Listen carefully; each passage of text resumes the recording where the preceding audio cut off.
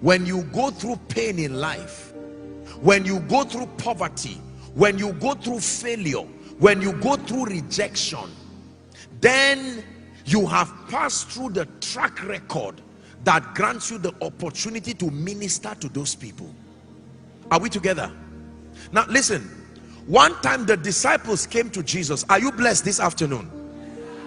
The disciples came to Jesus and they said, they came with the mother of James and John, and the mother of James and John requested something. She said, sir, will you grant that when you would have conquered Caesar and you now sit as king, let my son sit by your left and right? Are we Bible students?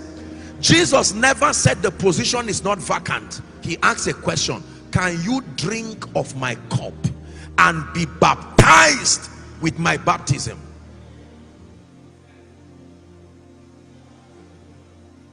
Can you drink of my cup and be baptized with my baptism? I don't know where I heard this story, but I heard it somewhere, and I'm going to tell you quickly.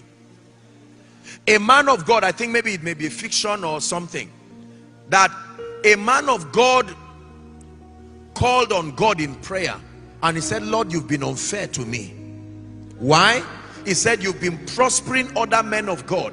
They are laughing and always happy, great congregations, great membership, and I'm here suffering and angry. And then according to the story, I think it's just a fiction to communicate a message, God told him, okay, come, let's go. And he went to heaven, and when he got to heaven, he was told, he entered a room where he saw different crosses, different sizes that represented the assignment of men on earth. Are we together? And that God told him, he said, okay, since you are blackmailing me, go and choose the cross that you want by yourself. And he saw one tiny one on the ground, and the man went and quickly carried it. And God told him, but that's what I gave you. You just pick back the same thing you have always carried. That means the cross you are taking now was the cross you always had. That was your own that you are complaining about. And he saw some giant crosses, and he said, there are people on earth carrying this. And he said, those people laughing you see, that's what they are carrying. Do you understand my story? That the cross represented the burden, and he was complaining that God gave him something heavy. So God told him, now choose by yourself. And he quickly went and carried a small cross. And God told him, the cross you are complaining about on earth, this is it, the small one you picked. There are people today who are carrying burdens. They are carrying destinies on their shoulder. And you may see them rejoice. You may see the glory that comes from them, until you hear the story, until you hear the things that they went through. Many years ago, the first crusade that we had, we were just about 20 or so in that car. We did not even have money to lodge or do anything. We were on our way going. The crusade was going to start at about 6, but at about 2, 3 we were still on the road. The car died and refused to start. There was no money to even take another bus again. We knew that if faith did not bring this car back to life, we were finished. We literally were laying hands and praying on the car to come back to life, because there was no other way we could pay for anything. Say process. Please shout it. Say process.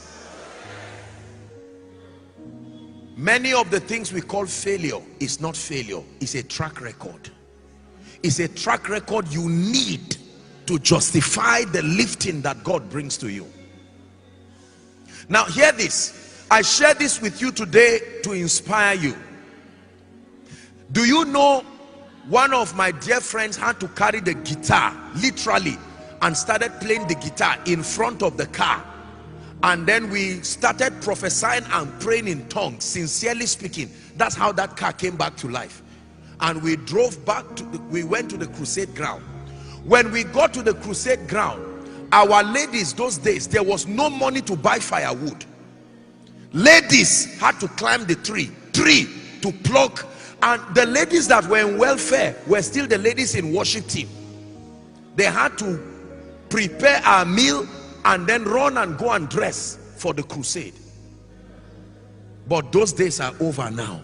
But thank God they came. Are you seeing that now? So today, if you are about to pray for someone who is starting ministry and he say, man of God, I'm in trouble, I cannot afford a rent of 10,000, you will not look at him and say shame on you. You will remember that this man reminds me of where I used to be, and with that compassion you can hold his hand and say, don't worry. It is not proof that you are a failure, it's proof that you are through a process.